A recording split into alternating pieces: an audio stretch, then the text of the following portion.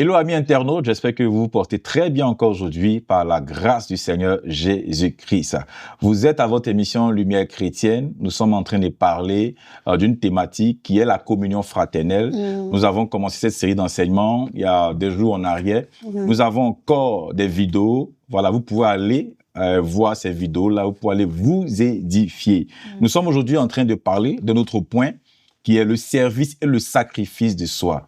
Évidemment, je ne suis pas seul, je suis avec ma bien-aimée, ma sœur dans le Seigneur que j'aime beaucoup, que j'affectionne tant. Amen. Elle, c'est Tina, je l'appelle affectionnement Maman Tina. Maman Tina, comment tu vas aujourd'hui? Je vais très bien, Frère Prince, en communion fraternelle. Yeah, toujours. Ça fait plaisir en tout cas de te revoir. Je salue tous nos bien-aimés, nos frères, nos sœurs qui nous suivent. Je sais qu'ils sont nombreuses à nous suivre et nous vous bénissons pour ça. Nous voyons les abonnements, ça devient beaucoup. Merci beaucoup à vous. Continuez à nous soutenir. Nous sommes là pour vous. Continuez à nous faire aussi des suggestions. Et puis, donnez-nous aussi des critiques. Et nous allons améliorer, pourquoi pas. Que le Seigneur vous bénisse. Amen. Yes. Oui, sans plus tarder, nous allons commencer à parler un peu de ce point-là, du service et le sacrifice de soi dans la communion fraternelle. Yes. Et en parlant de cela, on peut évoquer le fait d'être prêt à donner de son temps et de ses ressources pour aider les autres. Je vais encore répéter, relis encore. C'est être prêt à donner de son temps et de ses ressources pour aider les autres. Donc, Maman Tina, comme vous savez, en tant que chrétien, nous sommes aussi galants. Je vais vous laisser un peu le temps de parler par rapport à cela. Il n'y a pas de problème. Merci pour la galanterie. Je t'en prie. So, on parle ici, bien aimé, nous parlons ici d'être prêt à donner de son temps, Frère Prince. Dans la communion fraternelle, toujours, être prêt à donner de son temps et de ses ressources pour aider les autres. Ici, j'écris être prêt à donner de son temps, de ses ressources pour aider les autres, témoigne d'un grand sens d'amour, quoi, de solidarité. Cela peut se manifester par des actes de bénévolat aussi. Cela peut se manifester, ça entraîne aussi beaucoup de soutien financier, des soutiens matériels, pourquoi pas, des soutiens émotionnels. Et c'est un engagement qui contribue à créer une bonne société autour de nous, si je peux appeler ça comme ça. Et puis chacun de nous joue un rôle collectif ensemble en nous aidant. Cela signifie également répondre aux besoins émotionnels, je l'avais dit déjà, offrir des soutiens, écouter l'autre et donner aussi du réconfort. Donc, j'ai dit beaucoup de choses ici, mais je vais dire tout simplement que tout cela englobe soutenir l'autre émotionnellement, financièrement, soutenir les autres, donner les réconforts à d'autres. Il y a beaucoup... j'ai un verset ici que je veux partager. Il n'y a pas de problème. Galates 6:2 qui dit « Portez les fardeaux les uns des autres et vous accomplirez aussi la loi de Christ. » Nous devons, en tant que frères, sœurs, porter nos fardeaux les uns des autres. Je porte tes fardeaux, frère Pan. Tu portes aussi mes fardeaux. Dans tous les domaines, je l'ai cité ici, matériel, que ce soit le domaine financier, émotionnel, que ce soit dans les domaines, dans tous les domaines, quoi, à l'écoute, t'écouter aussi. Parce que le fait seulement d'écouter l'autre, c'est beaucoup, hein. C'est important. C'est très important. L'autre a des choses dans son cœur, il vit des situations difficiles. Le fait seulement que tu lui donnes ton temps d'être là à l'écouter, c'est aussi beaucoup. C'est ce que je voulais partager. Oui, en effet, pour rajouter un peu sur ce que Maman Tina vient de dire, c'est qu'il faut comprendre que les ressources n'est pas forcément matérielles. Les ressources aussi peuvent être la prière. La prière aussi. La prière, nous devons aussi prier pour nos bien-aimés, nous soutenir dans la prière. Voilà, c'est un peu ce que j'ai voulu rajouter pour faire comprendre que les ressources, c'est aussi prier pour quelqu'un, prier pour un bien-aimé, prier pour une sœur en crise. Et c'est tout ça là aussi qui est la communion fraternelle en fait. Donc, c'est un peu ce que j'avais voulu rajouter. Voilà, Maman Tina, je ne sais pas si tu as quelque chose encore à rajouter. Bien aimé, Prince. Je voulais dire aussi que Ici, on parle des sacrifices, des services, des sacrifices de soi. Donc, c'est comme si tu prends quelque chose en toi, tu donnes à l'autre. À l'autre, c'est ça. Donc, ça demande de t'offrir pour l'autre, en fait. Jésus est notre modèle. Tu me disais hier, quand on parlait, Frère Pan, tu disais que nous devons tout centrer sur Jésus. C'est ça. Même si nous devons aller à nord, sud, ouest, mais nous devons toujours ramener tout à Jésus. Jésus est notre modèle. Jésus s'est donné à la croix. Il s'est sacrifié. Il a tout donné pour nous. La Bible déclare qu'il n'a pas épargné même son fils unique à cause de nous. Pas parce que nous étions bons, pas parce que nous le méritions, mais il l'a fait par amour. Par amour, c'est ça. Il s'est donné lui-même pour nous. C'est ce que nous devons aussi imiter de notre Père, de notre Jésus. Nous devons nous donner pour les autres, nous sacrifier pour les autres. Nous ne devons pas attendre que la personne soit bonne pour l'aider, que nos services, que nos sacrifices ne soient pas conditionnés. C'est clair, tu vois? Évidemment. Et parce que cette sœur-là était venue me rendre visite, moi aussi je vais aller la rendre visite. C'est ça. Parce que elle ne rend pas les gens visite. Pourquoi je vais aller la visiter? Elle, quand on fait des cotisations, elle ne cotise jamais. Pourquoi on va cotiser pour elle? C'est ça, c'est clair. On est des fois tenté de faire ça à l'église. Même entre nous, dans la communion, entre frères et sœurs, on est tenté de dire qu'elle n'a pas fait ça, moi aussi je n'ai pas fait. Mais notre Jésus n'a pas attendu que nous puissions être bons. Il nous a aimés. Il nous donne le soleil. Il donne la pluie pour le bon et pour le méchant. C'est ça. Donc, nous devons faire ça. Donner aussi du temps à l'autre. Et puis que ce soit un temps de qualité. Qualité, c'est vrai. On venait de le dire là, c'est les services, non? Ça doit être un temps de qualité. Quand tu donnes le temps à l'autre, tu aides l'autre, ça doit être un temps de qualité. C'est ce que je voulais ajouter, Frère Prince. En tout cas, j'apprécie bien ce que tu as souligné pour le fait que nous devons tout centrer sur la personne du Seigneur Jésus-Christ. Parce que c'est Jésus qui est notre modèle par excellence. Amen. Nous devons en tout cas vraiment imiter le Seigneur Jésus-Christ. Amen. Voilà, par rapport à cela. Et un autre point marqué, c'est mettre les besoins des autres avant les siens. Alléluia. Mettre les besoins des autres avant les siens. Et je vais profiter pour utiliser un verset biblique, c'est dans Philippiens 2. Philippiens 2, le verset 4. La Bible dit que chacun de vous, au lieu de considérer ses propres intérêts, considère aussi ceux des autres. Et donc là, vous pouvez comprendre, j'ai pas vraiment beaucoup de choses à dire là-dessus. La Bible nous fait comprendre qu'au lieu de considérer nos propres intérêts, nous devons aussi considérer ceux des autres. Donc, pensez aussi aux autres. Ne pas passer notre temps aussi à être focalisé sur nous-mêmes, à penser qu'à nos propres intérêts. Nous devons comprendre que, en tant que chrétiens, nous devons aussi vivre en faisant cas aussi des autres. Donc, Maman Tina, je sais pas si tu as quelque chose aussi à dire par rapport à ce que je viens d'énumérer. Yes, Frère Prince. Mettre les besoins des autres avant le nôtre. Ici, je dis, c'est mettre des efforts. En aidant les autres malgré nos nombreuses occupations. Parce que la Bible, tu viens bien de donner ces versets-là, et ces versets-là est tellement clair. Nous devons faire des efforts en aidant les autres. C'est vrai. Nous devons faire des efforts. Nous avons de nombreuses occupations, frère, spécialement dans ces pays où tu as l'œuvre de Dieu, tu as le ministère, tu as l'église, tu as la famille, tu as les enfants, tu as le travail. Il y a tellement à faire. Et si tu te dis seulement que je suis busy, j'ai trop, tu ne aideras pas les gens. Tu ne feras pas ça. Tu ne feras jamais aider les gens. Donc, tu vas faire des efforts. Tu dois faire des efforts. Si tu ne fais pas des efforts, tu n'aideras pas les gens. Parce que ton temps est tellement déjà calculé.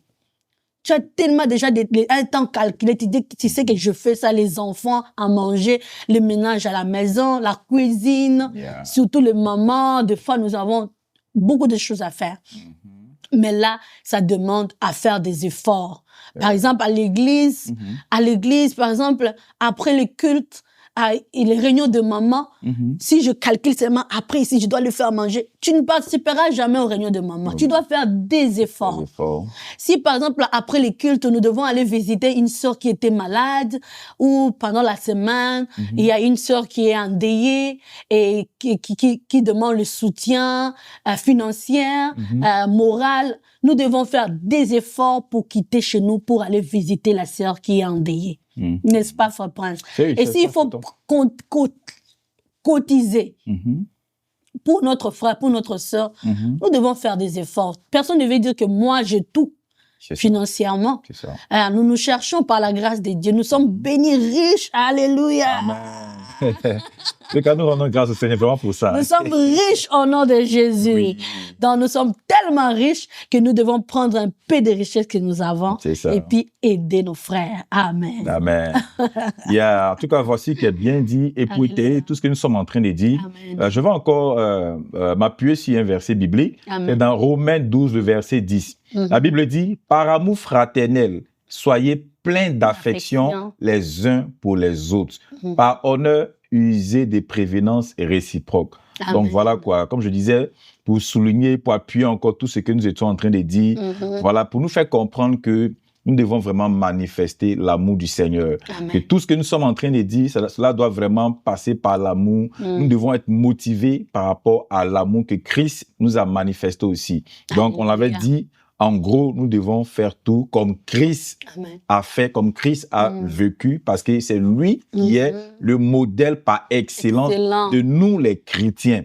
Et je veux préciser encore, notre modèle, nous les chrétiens, ce n'est pas les stars de ce monde. Non. Ce n'est pas les artistes mondains. Non, notre star, notre vedette, c'est Jésus-Christ de Nazareth. Amen. Voilà, c'est un peu ce que j'avais voulu dire. Maman Tina, je ne sais pas encore si tu as quelques propos encore pour rajouter à tout ce que nous sommes en train de dire. Non, Frère Prince, j'espère que la personne, les gens qui nous suivent comprennent bien ce que nous sommes en train de dire ici. L'Église, on veut bien encore le préciser. On l'avait dit dans nos émissions précédentes. L'Église ici, l'Église, ce n'est pas le bâtiment. C'est ça. Le bâtiment, ce n'est pas l'Église. L'Église, c'est toi. L'Église, c'est moi. Amen. En tant qu'enfant de Dieu, tu es l'Église, je suis l'Église. C'est ça. Ensemble, unis, partout, nous pouvons nous retrouver. Parce que la communion fraternelle ne doit pas seulement se limiter à l'immeuble, au bâtiment. C'est ça. Au bâtiment. Ça doit aller au-delà des bâtiments. S'appeler, se soutenir. À prier tu es dans ta chambre, tu t'agenouilles, tu pries pour tes frères, tes sœurs en Christ, même ceux qui sont en Chine, même ceux que tu ne connais pas. Parce qu'au ciel là-bas, nous allons nous retrouver avec des Chinois, avec des Japonais, avec... Ah oui, c'est ça, hein. Les nations pour Christ. Même nos frères chinois devons prier pour eux, même si nous ne les connaissons pas, nos frères japonais. Donc c'est ça quoi, c'est ça la communion fraternelle, c'est ça l'Église, c'est ça, Frère Prince. C'est clair tout ce qui a été dit, voilà quoi, en tout cas. Toujours en parlant du service et du sacrifice de soi dans la communion fraternelle, nous allons encore parler de, par exemple, notre point qui est le fait de pardonner les offenses et aller de l'avant. Pardonner les offenses et aller de l'avant. Bien aimé, j'aimerais préciser que le pardon est important. Alléluia. Le pardon est important. Et je vais prendre encore un verset biblique, c'est dans le livre des Colossiens. Colossiens 3, le verset 13. La Bible dit, « Supportez-vous les uns les autres, et si l'un a sujet de se plaindre de l'autre, pardonnez-vous réciproquement. De même que Christ vous a pardonné, vous aussi pardonnez-vous. » Et donc ici, vous voyez encore, la Bible dit que de même comme Christ, donc comme j'expliquais que le modèle par excellence de nous les chrétiens qui sommes l'Église, c'est Jésus-Christ. Et c'est pourquoi la Bible ici précise comme Christ nous a pardonné. Alléluia. Donc enfant de Dieu, toi qui m'écoutes, je te fais comprendre que par là, tu dois pardonner. Et notre amour, plutôt, excusez-moi, le pardon ne doit pas être conditionné. Non, non, non, nous devons pardonner naturellement comme Jésus nous a pardonné. Ça peut être difficile, ça peut être compliqué par le mal, par ce que l'autre t'a fait, par l'offense, mais par-dessus tout, tu dois te dire que si Jésus a pu le faire, moi aussi je peux le faire. Parce que nous sommes conduits par l'Esprit en tant que des chrétiens. Nous devons nous soumettre au Saint-Esprit et demander la force au Saint-Esprit. Comme je dis, ça peut ne pas être facile en tant qu'homme. Nous sommes tous des hommes. Nous sommes tous des hommes, mais par-dessus tout, nous devons vraiment nous reposer entre les mains du Saint-Esprit. C'est un peu ce que je t'en ai dit, maman Tina. Je ne sais pas aussi si par rapport à ce que j'ai dit, tu as quelque chose à rajouter. Yes, le pardon, c'est quelque chose qui me tient beaucoup à cœur. Parce que moi, je fais aussi partie des gens que Dieu a sauvés par rapport au pardon. Gloire au Seigneur. Yes. Le pardon, c'est une puissance qui libère. Quand on dit ça libère vraiment, bien-aimé. Le pardon, c'est vraiment une puissance qui libère. Là, je voudrais aussi te dire, bien-aimé, toi qui me suis, que le pardon, c'est la volonté de Dieu. C'est la volonté de Dieu que nous devons nous pardonner. C'est vraiment la volonté de Dieu. Parce que, en tant qu'enfant de Dieu, en tant que frères et sœurs, d'une manière ou d'une autre, nous poserons toujours des actes, consciemment ou inconsciemment, qui peuvent blesser l'autre. Personne n'est à l'abri de ça. En tout cas, personne n'est à l'abri de ça. Je peux dire quelque chose, frère Prince. Moi, je trouve que j'ai bien parlé, mais toi, ça t'a blessé. C'est ça. Ou quelque part, ça t'a humilié. Par rapport à ton passé, par rapport aux choses que les gens t'ont dit, par rapport à la manière dont tu as grandi. Moi, je dis quelque chose, je trouve ça normal, mais toi, ça t'a humilié. C'est ça. Tu n'as pas aimé, et si tu gardes dans ton cœur, tu vas te renfermer sur moi. Et notre relation ne sera plus la même. Tu vois? Alors ici, j'ai quelques points que je veux partager ensemble avec toi, frère Prince, à nos bien-aimés, par rapport au pardon. J'ai quelques points ici. Dans le premier point, c'est reconnaître d'abord l'importance du pardon. Tu dois reconnaître que pardonner, c'est important en tant qu'un enfant de Dieu. Reconnaître que pardonner, c'est vraiment important. Comme la Bible nous dit ici dans Matthieu 6, 14, 15, qui dit « Si vous ne pardonnez pas aux autres leurs offenses, votre Père Céleste vous pardonnera. » Non, qu'est-ce que je dis? Si vous pardonnez aux autres leurs offenses, votre Père Céleste vous pardonnera aussi. Yes. Mais si vous ne pardonnez pas aux autres, votre Père ne vous pardonnera pas non plus vos offenses. Donc, nous devons reconnaître comprendre quelle est la place du pardon dans ma vie. Est-ce que c'est important que je puisse pardonner l'autre? Oui, bien aimé, c'est très important. Parce que si tu pardonnes pas l'autre, le Seigneur te pardonnera pas aussi. Alors, c'est très important. B, ici, je dis, imiter notre Dieu, imiter les pardons de Jésus. Comme il est, comme nous sommes. Jésus-Christ est notre modèle. Nous centrons tout, comme nous l'avons dit, sur Jésus. Qu'est-ce que Jésus a dit? Jésus nous a pardonné. Jésus nous pardonne chaque jour. Jésus nous pardonne chaque jour. Demande-toi, est-ce qu'un jour dans ta vie, tu as demandé pardon à Dieu? Si la réponse est oui, ça veut dire que toi aussi, tu dois pardonner à l'autre. C'est ça. Parce que si tu ne pardonnes pas à l'autre, le Seigneur ne te pardonnera pas aussi. Donc, tu dois pardonner. Si tu avais dit, bien-aimé France, tu avais dit, c'est conditionné. Si vous ne pardonnez pas, alors moi, je ne vous pardonnerai pas aussi. C'est clair. Donc, la condition pour que le Seigneur te pardonne, tu dois aussi pardonner aux autres.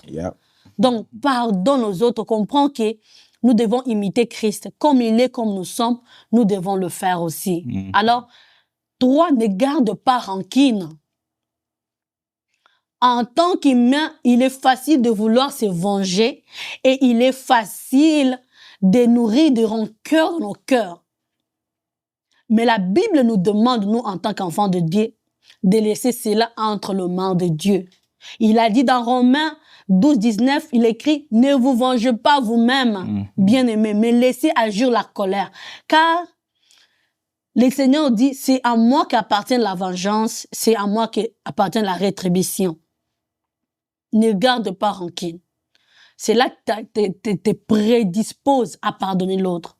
Lorsque quelqu'un te fait du mal, alors tu dois prendre le temps, tu dois pas garder rancune en toi, ne dois pas commencer à comment on a dit ça, ruminer, hein? C'est ça les termes, hein? Ruminer. Lorsque tu fais tourner les histoires dans ton cœur, dans ton esprit, tu rumines, quoi. C'est ça. Tu rumines les choses, tu dis, il m'a dit ça, pourquoi il m'a dit ça? Qu'est-ce qu'il croit? Qu'est-ce qu'il pense? D'ailleurs, tu prends des décisions. Vraiment. Et c'est fatigant, hein? C'est fatigant. Tu commences à prendre des décisions. D'ailleurs, je ne ferai plus ça. D'ailleurs, il ne me verra plus. D'ailleurs, je ne l'appellera plus. D'ailleurs, je vais éviter. Quand l'église finit seulement, je prends mes histoires. Je prends mes clics et mes claques. Ah, avec ce genre de pensée, là, vraiment. Oh je m'en vais. Je viens seulement, j'écoute la parole de Dieu et puis je sors. Je n'aurai plus rien à voir avec les gens de cette église-là. Bien aimé. Ça, c'est garder le rancœur. C'est garder le rancune. Et le Seigneur ne veut pas ça pour nous. Amen. Et si tu veux ajouter quelque chose, tu peux ajouter. Parce non, Martina, c'est bon pour moi. Hein. Vas-y, je te laisse la parole. Je pense que tu as beaucoup à dire, en tout cas. Donc, je te laisse la parole. Et puis bon. Non, vas-y. OK. Vas-y. Donc, 4 ici, je dis pardonner plusieurs fois. Bien aimé. Pierre pouvait dire à Jésus, il pouvait dire combien de fois je dois pardonner à mon frère. Parce que Pierre croyait qu'il y avait une limite de temps pour pardonner aux autres. Yeah.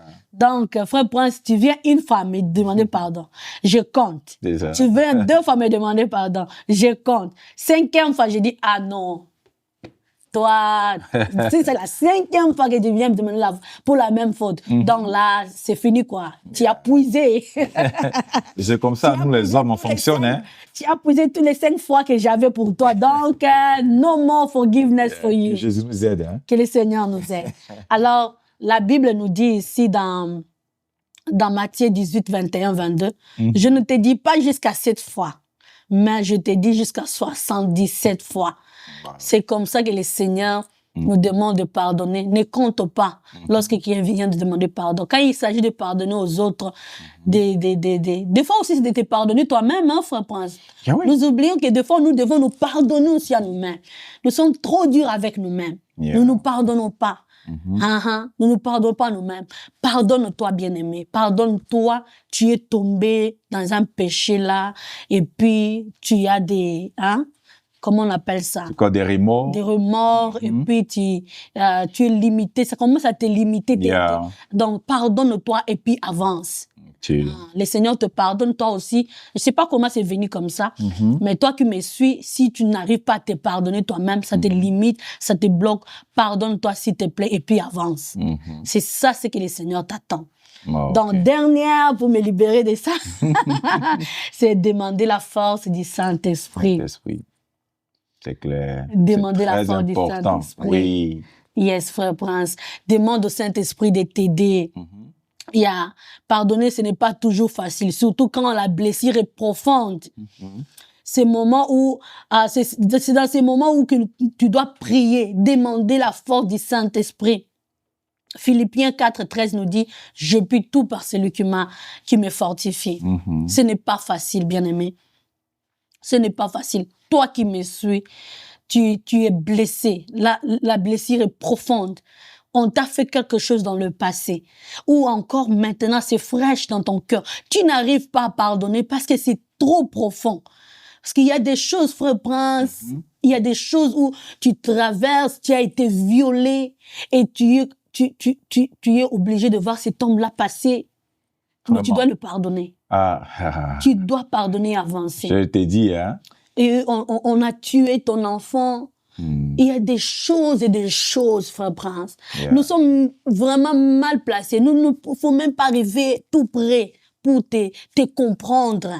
Il n'y a que Jésus qui peut comprendre la profonde douleur qui est dans ton cœur. Amen. Alors, bien-aimé, tu es blessé là où tu es. Demande au Saint-Esprit de t'aider à pardonner, à avancer. Parce qu'on venait de dire ici, tant que tu pardonnes pas, tu es bloqué en fait. C'est ça. Tu es bloqué, tu es emprisonné de la colère, de rancœur, de la haine, voire même, de la vengeance. Tu as l'esprit de venger, tu veux à tout prix te venger. Pardonne, bien-aimé, que le Saint-Esprit t'aide là où tu es et que tu puisses aller de l'avant au nom de Jésus-Christ. Amen. En tout cas, je pense que Maman Tina a beaucoup dit, a beaucoup parlé. On a puisé de 30 minutes. Non, mais même, en fait, ce que je voulais rajouter, c'est que c'est des points vraiment importants que tu as soulignés ici. C'est des points vraiment importants. Nous devons vraiment nous libérer de la rancœur. Voilà quoi. En tout cas, nous bénissons le nom du Seigneur pour tout ce qui a été dit et j'ose croire que ça va faire du bien à quelqu'un. Parce que c'est des choses qu'on voit, hein. C'est des choses qu'on remarque souvent dans nos assemblées. Voilà, des personnes qui se retirent même de l'église à cause de certaines choses. Ça, voilà. vrai, hein. Donc, c'est vraiment important. Et je vais faire comprendre par là, par rapport à tout ce que maman Tina vient de dire, que peu importe ce par quoi on passe, peu importe des choses qu'on a vécues, le mal, l'offense de quelqu'un, nous devons vraiment faire un effort pour faire fi de ça. Nous devons regarder au Seigneur Jésus-Christ et demander la force au Saint-Esprit. Et c'est pourquoi le Seigneur, avant de partir, quand il était avec ses disciples, il dit il faut qu'il parte afin qu'il envoie le Saint-Esprit, c'est-à-dire son esprit. Parce que lui-même sait que sans son esprit, sans sa présence, ça sera vraiment compliqué, difficile pour nous. Et donc, vraiment, par-dessus tout ce qu'on vient de dire là, bien-aimés, accrochez-vous au Saint-Esprit. En toute chose, demandez la force au Saint-Esprit. Et c'est pourquoi Paul avait dit par rapport au verset que maman Tina a lu ici, « Je puis tout par celui qui me fortifie ». Paul n'a pas dit qu'il puis tout par ses propres efforts. Non. Il dit par le Seigneur Jésus-Christ. En tout cas, nous sommes à la fin de notre émission. Je bénis le nom du Seigneur Jésus-Christ pour vous tous qui avez suivi cette émission. Et je veux encore vous rappeler, liker, commenter, partager pour faire du bien aussi à d'autres personnes. Et surtout, abonnez-vous. Et si cela est nécessaire ou possible, laissez-nous des commentaires. En tout cas, Dieu vous bénisse et puis à la semaine prochaine. Bye. Bye. Nous vous aimons beaucoup.